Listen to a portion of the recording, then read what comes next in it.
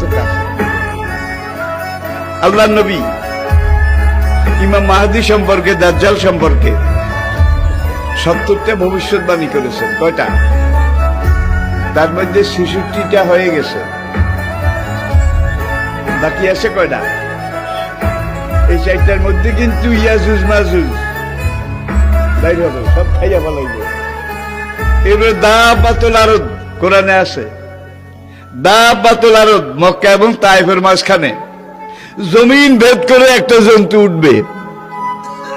সেই জন্তুটা রাতের শেষ প্রহরে মাথা উঁচু করবে, মাথা এত উঁচু করবে কাবা থেকে দেখা যাবে, ইয়ামেন থেকে দেখা যাবে, বাইতুল মাকদাস থেকে তার কল্লা দেখা যাবে।